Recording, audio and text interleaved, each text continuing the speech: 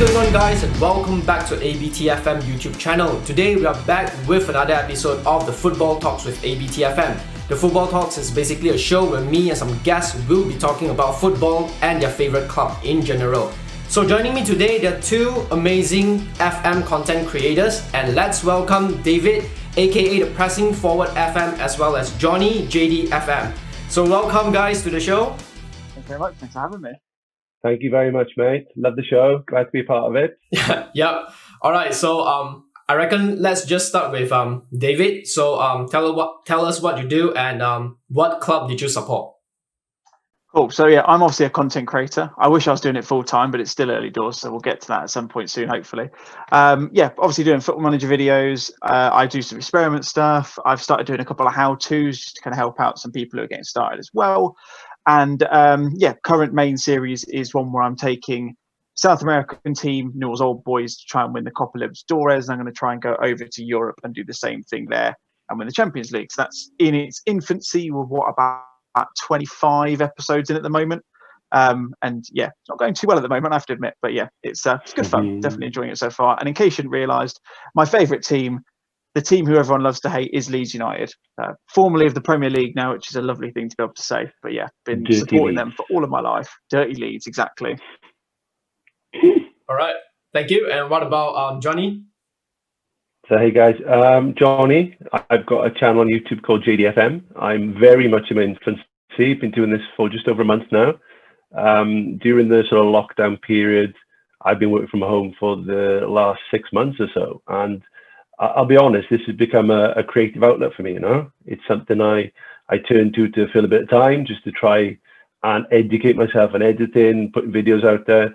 And I was part of the community before, you know. I played Football Manager for many, many years, and it was something I wanted to be a part of. And yeah, it's been a fun month. I've learned a lot.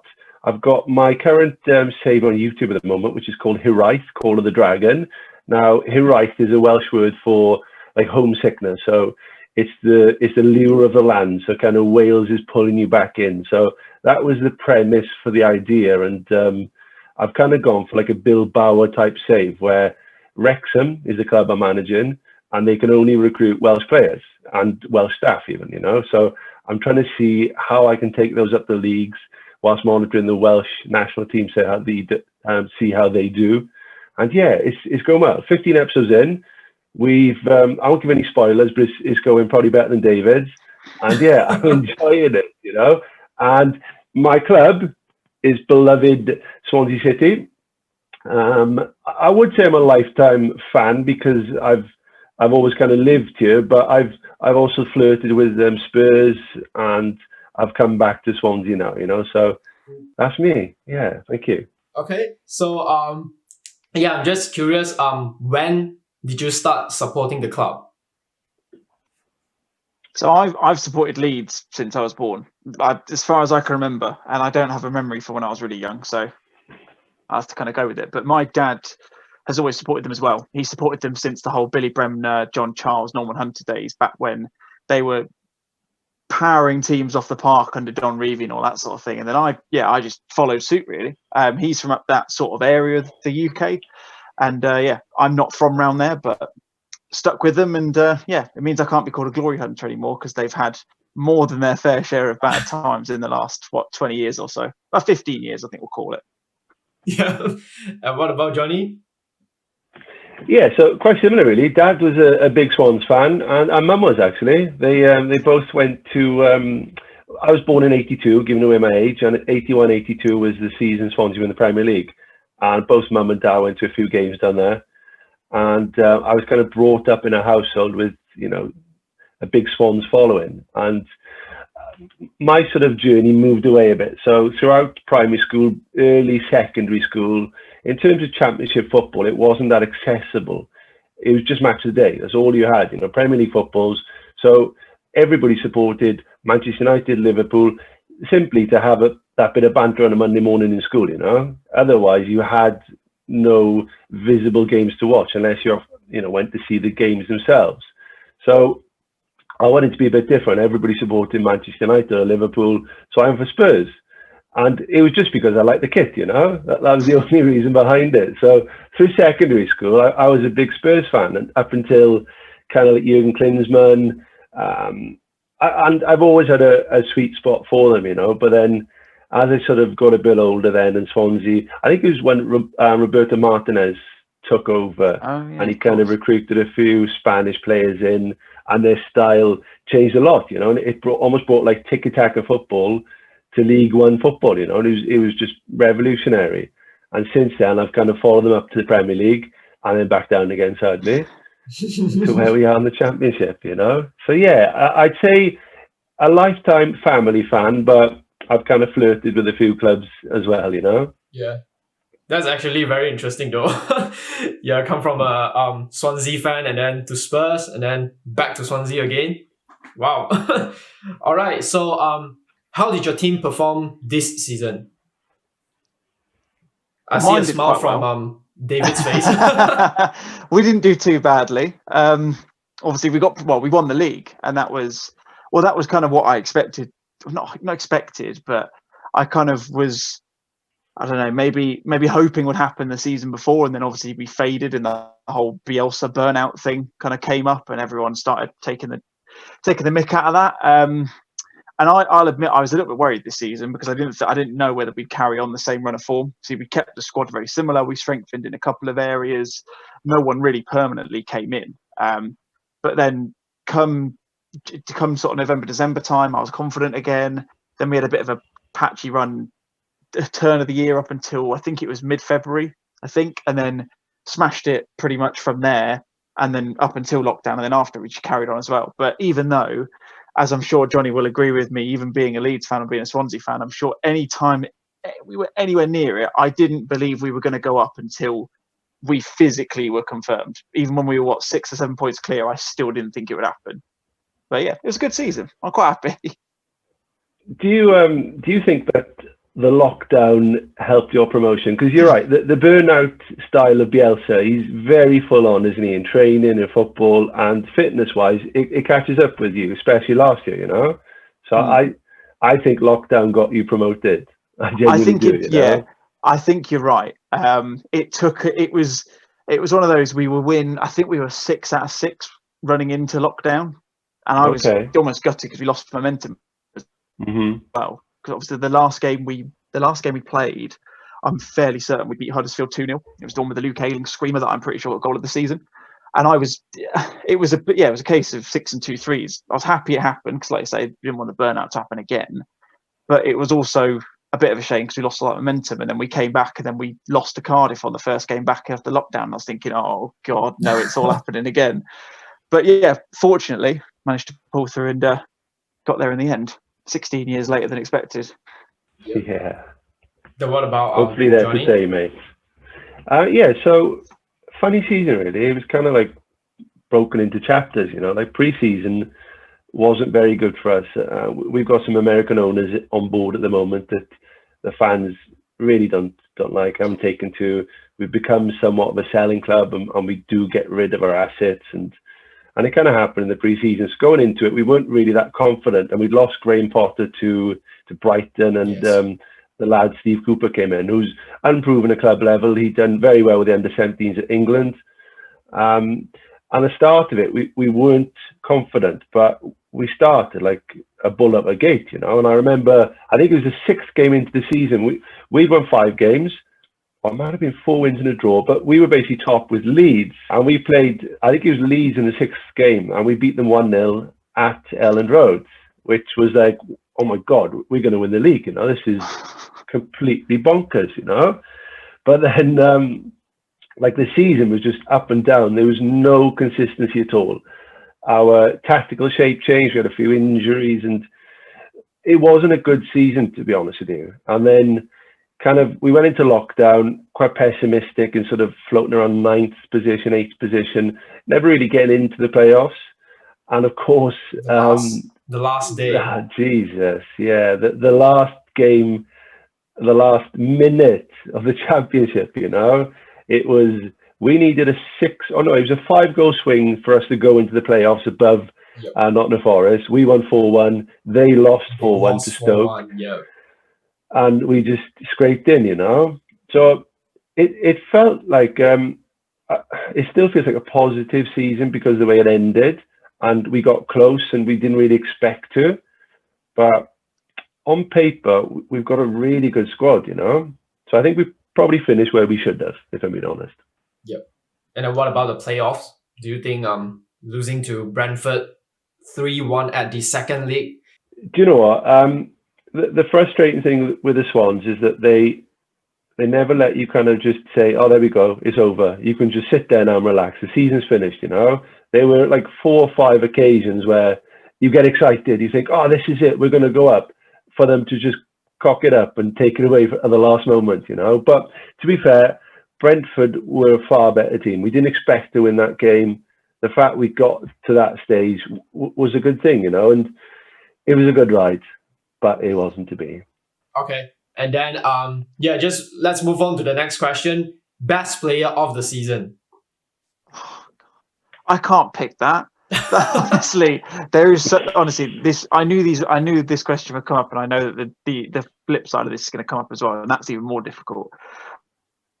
If I had to pick best player of the season, is very much a toss up between either Calvin Phillips or Ben White. Obviously, Calvin Phillips, the latter, getting his the former rather. Ben isn't your player though, is he? No, he's not. That's the thing. So I suppose with that in mind, I'd have to go for Calvin Phillips. Leeds lad, born and made. Got into the England squad as I'm sure you all know.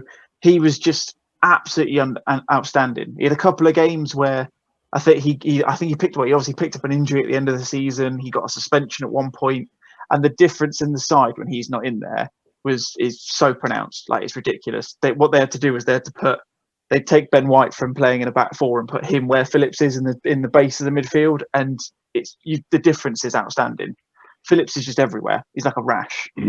He's strong tackler, still fairly as well. Doesn't do anything rash. The way he passes the ball is just ridiculous. And the fact we held on to him, subject to what I think it was £30-odd million bids from Villa last season, was an absolute masterstroke. I think it made a big difference keeping him in the squad. So if I was to pick someone, I would go for Calvin Phillips.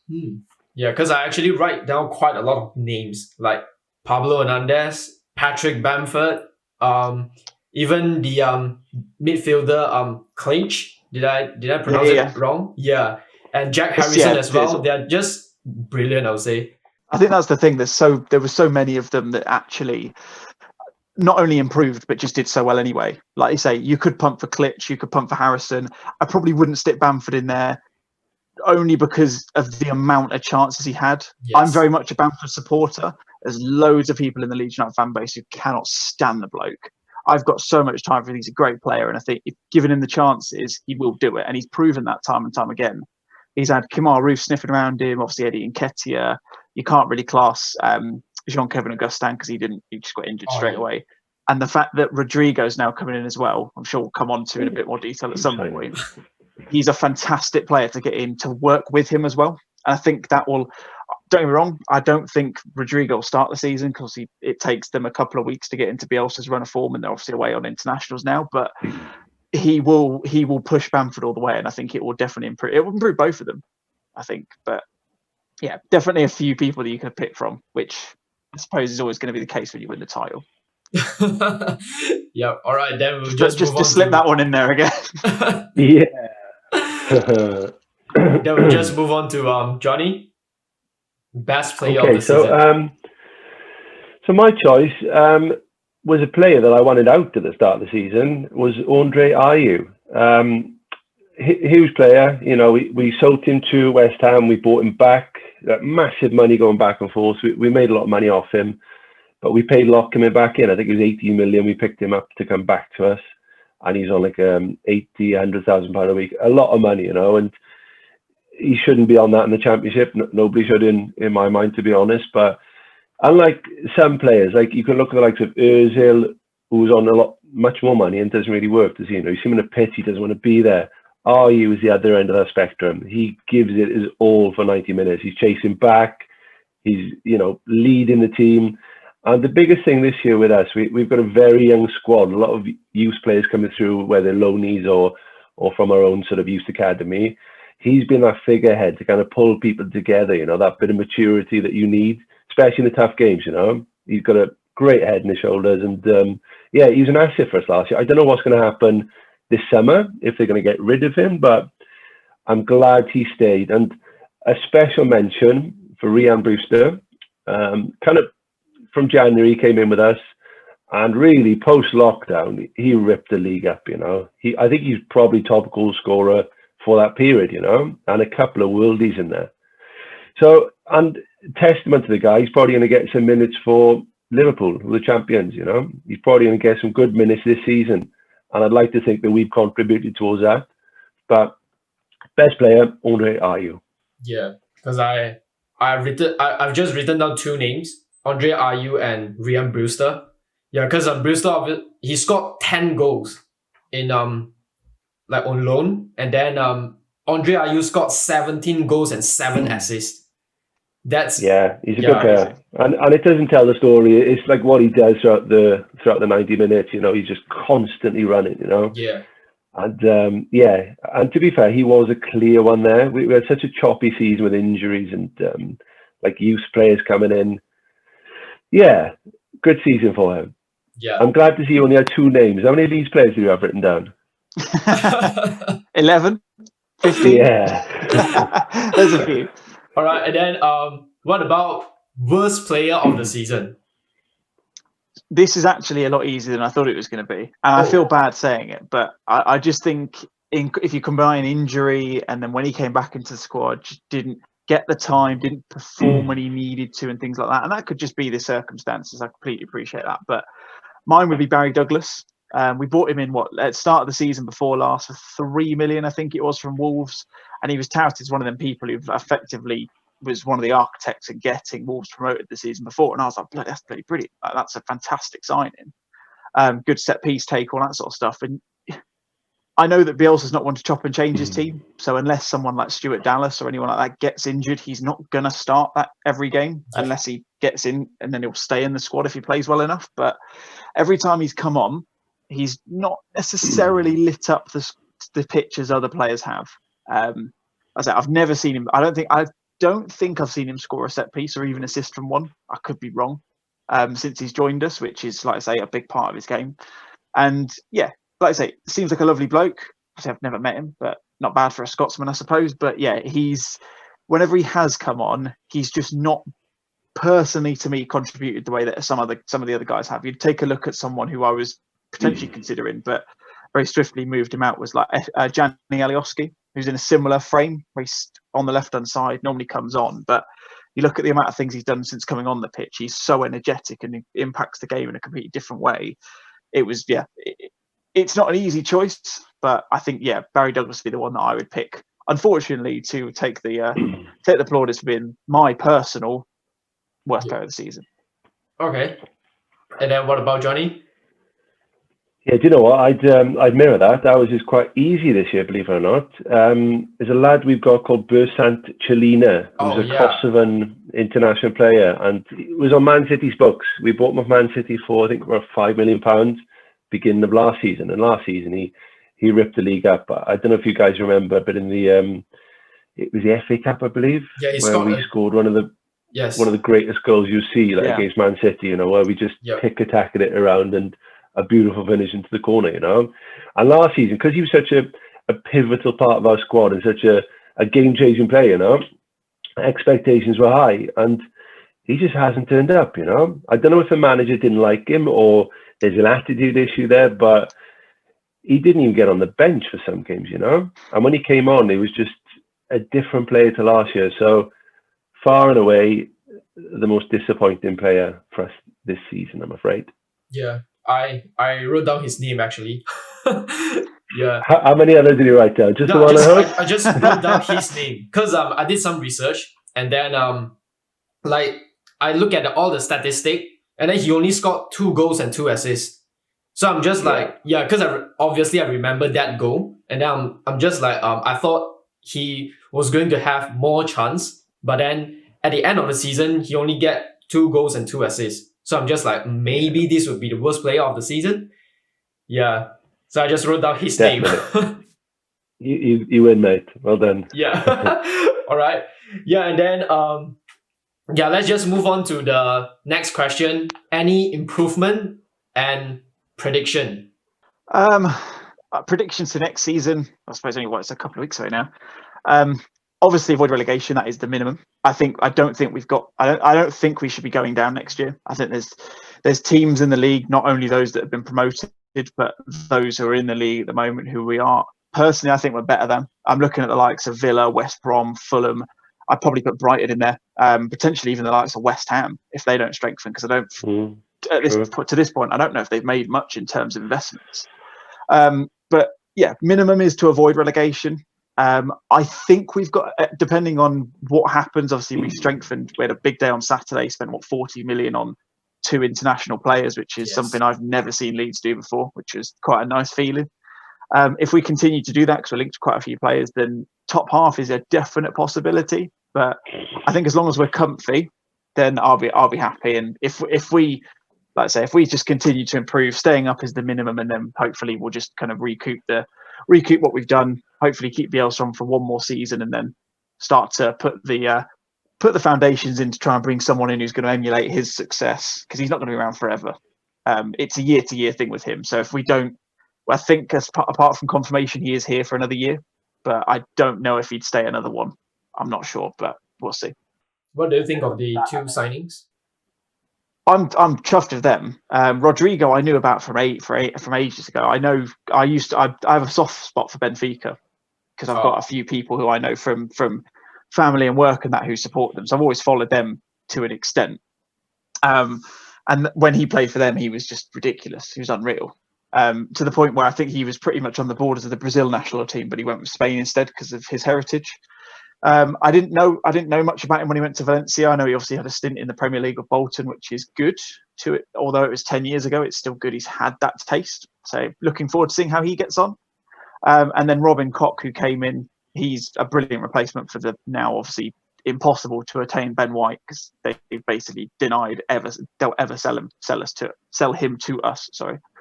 So he'll be a good replacement, plays well on the ball. Again, one I've not seen a huge amount from, but he's good at set pieces, and we desperately need someone who can do that, because that's the one area we struggle in.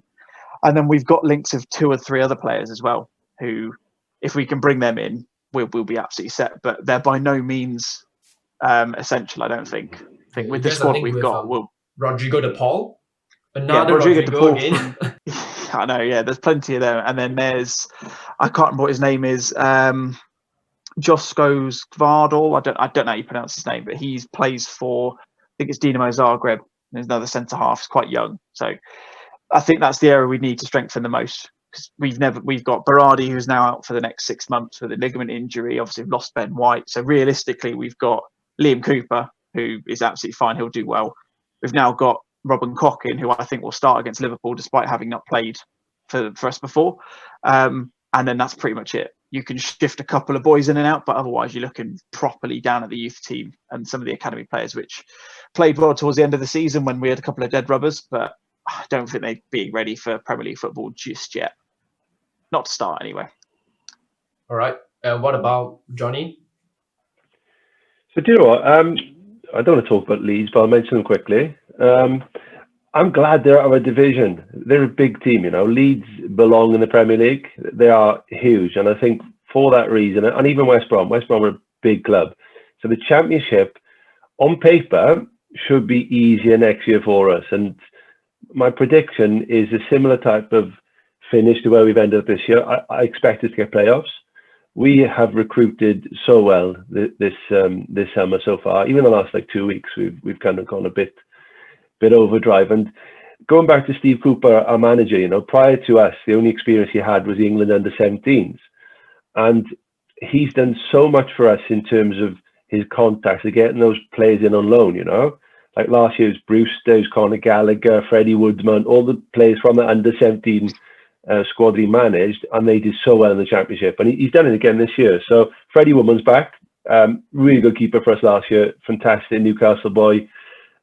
Guehi, however you say it, the Chelsea defender. Now, when he came to us last year, wasn't that impressed, to be honest. But again, post-lockdown, he tore it up. He was one of the best defenders in the league. Calm, composed, but he's physically fast at the back, you know, which is so important in the Championship. So excited to get him back. My favourite signing in the summer so far is Morgan Gibbs-White from Wolves. I think he's going to be a star in the Championship. He's going to be so good as that kind of like attacking midfielder, bridging the gap between midfield and attack. So he's going to do well from us. And then we spent a bit of money on Jamal Lowe from Wigan. A lot of clubs were in for him. Can't say I saw much of him last season for Wigan, but for £800,000 for a proven goal scorer and a creator in the Championship, that's bargain, let's be honest. And then there's a lad who kind of came under the radar, Corey Smith, who was the first signing we announced, and he was Bristol City's captain last season. Contract ended and we picked him up. So on paper, not a glamorous signing, but he's something we desperately need. Again, we've got that young squad, him coming in, he's 29, he's an ex-captain of Bristol City, he's going to be a calming, leading presence in the centre of that park. I think he's going to be a star for us as well. And the fact we've got Joey Roden, our centre-back, coming back, he had a nightmare last year. So much talent, linked with Man City and Man United, kind of like January time last year, and then he was injured pretty much to the rest of that season. So he's coming back. We still need a few players, desperately need a striker. We've got no recognised striker. Rhian Brewster's gone back to Liverpool. I can't see us getting him in on loan. There are bigger clubs out there, even Premier League clubs, who would start him week in, week out. I think he's that good.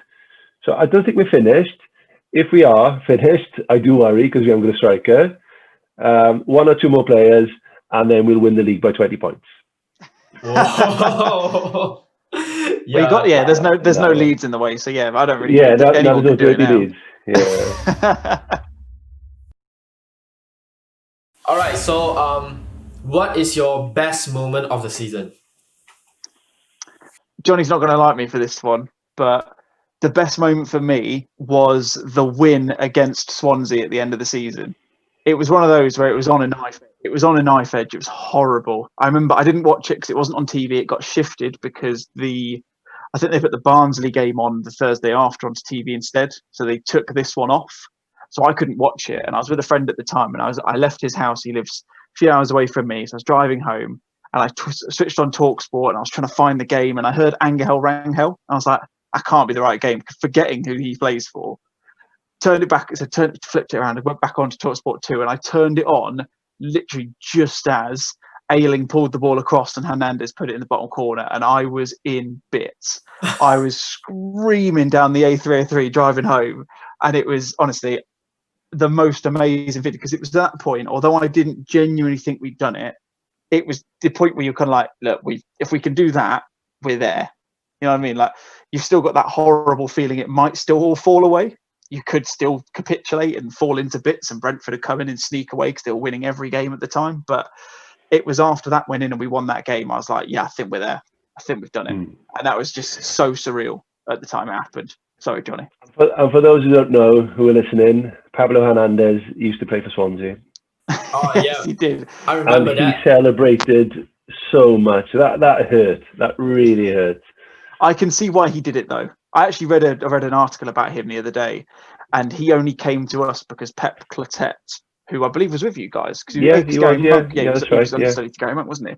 So when they came to us, Pep told Pablo, who was in Qatar at the time, he said to him, "I'm really, really pleased. I'm going to work with Gary at Leeds and all this sort of stuff." And then apparently Pablo Hernandez texted him back and went, "Okay, well, if you need me, I'll come over." And that was how we signed him. I was like, that's incredible. And now he's cult hero. He's a classy footballer, and I think you played him a bit more centrally, haven't you? Where for us, he was a few years younger, out in the wing, cutting inside. We've got quite a fluid system, so he actually starts normally on the right hand side, but he does. I mean, if Pablo Hernandez, he can play where he wants. Yeah. Honestly, you do feel that he can have his freedom, and I would love to see I'd love to see through his eyes on a game of football, because he sees things that I can't even fathom. There was a goal against, I can't remember who it was. We beat them since the lockdown. I think it was Fulham, actually. I think we beat them 3-0.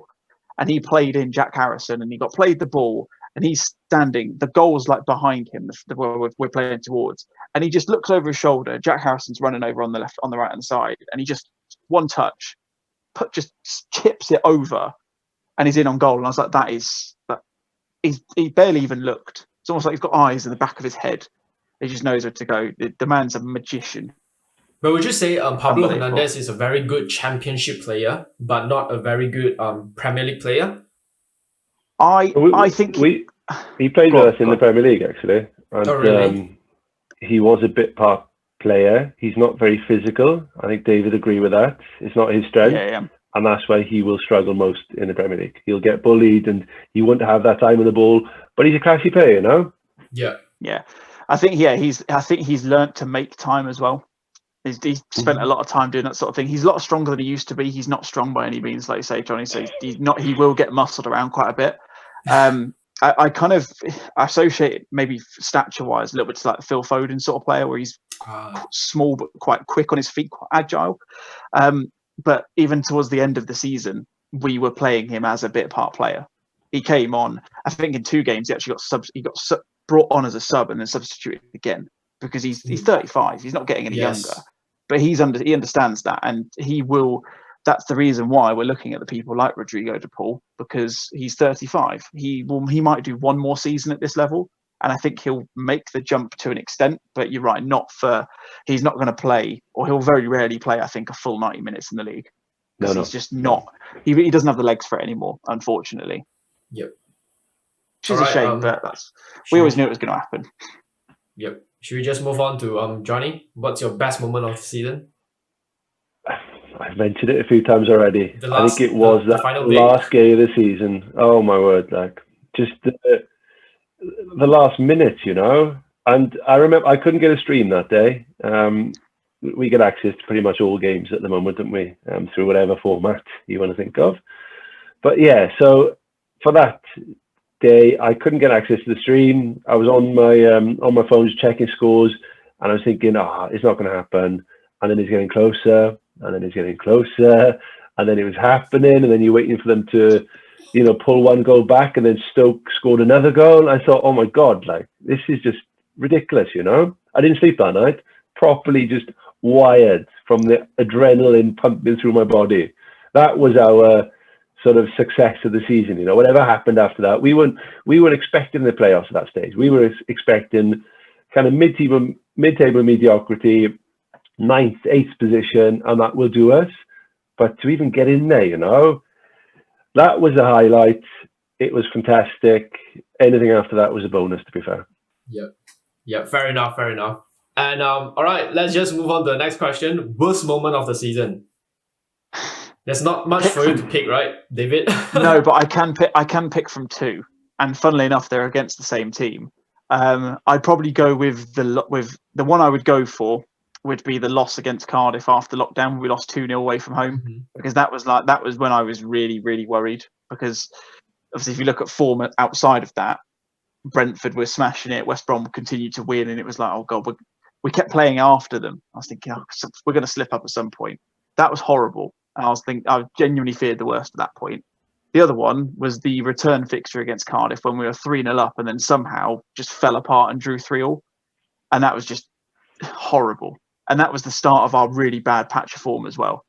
But honourable mention for that, the big one was the 2-0 defeat, because, I was so worried it was just going to go all wrong from there. Yeah, that's right. What about Jonny? But you know what? I did have Cardiff kind of penciled in as well, just the fact they finished above us. It's bragging rights. It is so competitive. The Swansea-Cardiff derby is huge, like, honestly, I think the fact it's the 2 big clubs in Wales, if you want to call them that. You go into London, it's so saturated, there's so many clubs in there. Cardiff and Swansea is just this insane bitter rivalry, and they finishing above us hurts. It's as simple as that, it does. But I don't know, in terms of the worst moment, it's almost like it's not a moment as such, is that we didn't really realise our true capabilities, because we had so many injuries and so many bit part players coming in. I don't think we really gave ourselves a true reflection of how we could have done last season. I think on paper, we're definitely like sort of 4th, 5th place team in the league, And I think that's the worst moment for us. Like losing likes of Joey Roden, Mike van der Horn, fantastic. 2 centre-backs. Like they were our 2 first-choice centre-backs missing for the majority of the season. And I think that was the biggest thing for me, is that we never actually got a chance to really flourish. So, Yeah, and that's the optimism for next season. We get all these players back in with the new signings and just a bit of stability, man, that we can actually push on. And I think if we keep everybody fit, we'll do well next year. I genuinely think we'll be a dark horse. Yep. Yep. I actually wanted to see Swansea back to Premier League as well. I still remember the Michu legend.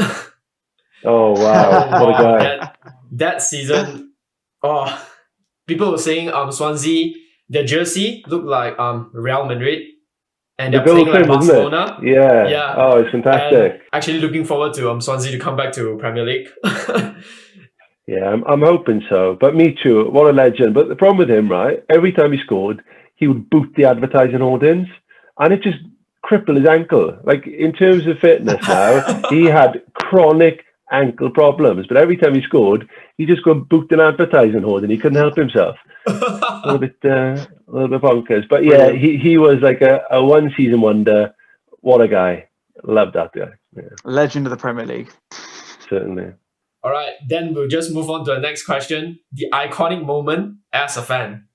What's your iconic moment as a fan? It's got to be raising the trophy, isn't it? Even though I couldn't be there, and even if I was able to, I don't think I'd have been able to, because you wouldn't get anywhere near the stadium that night. But seeing that, albeit through Sky Sports News with all of the extra load of rubbish they put on the bottom of the sides of the screen, watching all of those boys do that, and then on the Leeds Twitter page later that evening, or it might be, no, it was a couple of days before actually, sorry, when we got promoted, watching Marcelo Bielsa hugging all of those players. And actually, obviously he doesn't speak English. It does a little bit, but very little. Just hearing him shout the names of like Calvin, Patrick and all that, and giving them these proper bear hugs. It was just so good. So nice to see. All right. But that was a given. It was a given it was going to be that anyway, wasn't it? Yeah, it wasn't really going to be anything else. So I'm going to go back a little bit further. 2011, that shows the last of our success. 2011, nearly 10 years ago. We were in the playoff final. We had Reading. We'd had a good season, not fantastic, but we'd done well. And we'd flown through the playoff semi-finals, beat Nottingham Forest, ironically.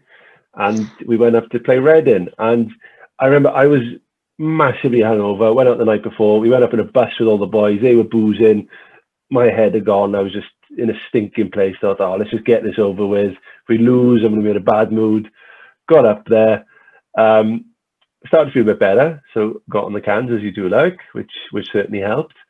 And then within, I think it was like 35 minutes, we were 3-0 up. We were just bossing Reading. And we were playing some of the best football you'll see, and there's another legend for us, Scott Sinclair, who scored a hat-trick in that game, and the game finished 4-2, and just the sheer euphoria from going to this dark place in the morning, being hungover, thinking, I can't be bothered, to stay in bed, we're going to lose, whatever, to coming back on that bus, bouncing, knowing we're going to the Premier League.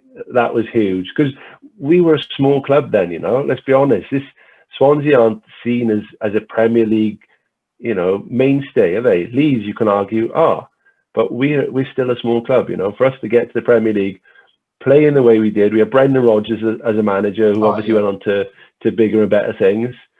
That was my highlight as a fan, certainly. Yeah, that's fair. Okay, so a little bit bonus question.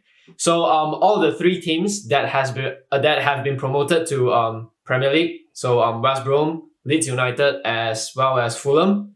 Who do you think will stay up in the Premier League next season? Well, I mean, I don't know if you know who I'm going to pick. No, obviously I would pick Leeds. I would probably put Fulham behind them, to be completely honest with you. I just think under Scott Parker, I think they've just got more about them. Don't get me wrong, Bilic is a fantastic manager, and West Brom, credit to what they've deserved. I still think they got through and got promoted subject to the fact that Brentford bottled it. I can't help but admit it, because they shouldn't have gone up. Mm-hmm. They should not have gone up. Brentford were absolutely smashing everyone left, right, and centre, and then just bottled it at the wrong moment. So I would say, obviously I'd want Leeds to finish top, but I do think on top of those three, not top, they're not going to finish. They're not going to win the league. What's going on here? That's a very, very outlandish statement. We're very optimistic. We're actually in like the top 10 favourites, I think. maybe might be 10th, but still. But I do think, on the balance of squad and the balance of the team in general, I do still think we'd finish the top of those three, but I'd probably put Fulham above West Brom. Yeah. So will Fulham stay up? You think yes? I think they will. I think they've got an outside chance. I don't think they're guaranteed to stay up. I don't know if they've done any business, to be honest. They've actually signed one. I think they've signed one player on loan from Southampton. I think I saw yesterday. So I don't know how much business they've done, but they already had a Premier League squad to an extent. They didn't really do a huge amount of transfer business when they went down. So if they can keep a lot of their players and strengthen it in the right areas and don't do a madness like they did last time they were in, when they spent like 120 million pounds, like we seem to be about to do, which worries me a bit. If they do it correctly and smartly, then I think they've got a good chance. Mm-hmm. It'll be close though. I think if they do, it'll be 16th, 17th with maybe a couple of points or even goal difference that separates them. West Brom will go down there. Yeah, I'd agree. So for me, West Brom bottom. I don't like the way they play. They had a few loanies in last season, and I don't think they've recruited anybody this summer. So they're down. Fulham, I think, will massively struggle. Again, their style, I just don't think it will suit. Scott Parker, I don't particularly rate as a manager, I'll be honest with you. So I think they're going to struggle. Leeds will be fine. Leeds they'll probably finish around like 14th, 13th, something like that. They're not going to blow away the league unless they make a few more sign-ins. For me, the other one going down, two teams I'm worried about. Crystal Palace being one of them. I just think they're struggling this season. They struggled last season, and every year they kind of drop down a bit. And I can also, and this will be a curveball here, but I can see Sheffield United struggling big time next year. After lockdown, when they didn't have the fans there, they struggled massively. They lost a lot of games, Yes. And I just think that it was that momentum. They had the fans behind them. They were flying high, and they were doing really well last year. And they did. They were one of the stars of the Premier League last year. But on paper, that squad isn't good. Let's be honest. Man to man, you wouldn't rave about that squad. They've lost the most important player, the keeper, has gone back to Man United. Yeah. I know. Who did they buy? That other keeper? Was he the Bournemouth lad? They bought Ramsdale. Yeah, they bought Ramsdale. Ramsdale, didn't they? Yeah, I don't know much about him, I'll be honest, but I think they'll struggle, But of the three going up, I think the only ones that are relatively safe, I hate to say, is Leeds. All right. Thank you, David, as well as Jonny. Thanks for joining me today. And then also make sure you guys check out the YouTube as well as follow them on Twitter. All the links will be down in the description box below. So if you enjoy watching the content, make sure you hit the subscribe button, leave a like, leave a comment, and share it to your friends. Also, don't forget to follow me on Twitter. It's ABT_FM to join the discussion of football. So once again, thank you, David and Jonny. Thank you. And Thanks, man. Cheers, guys. Yeah, Thank you. and I will see you guys next time. Bye-bye.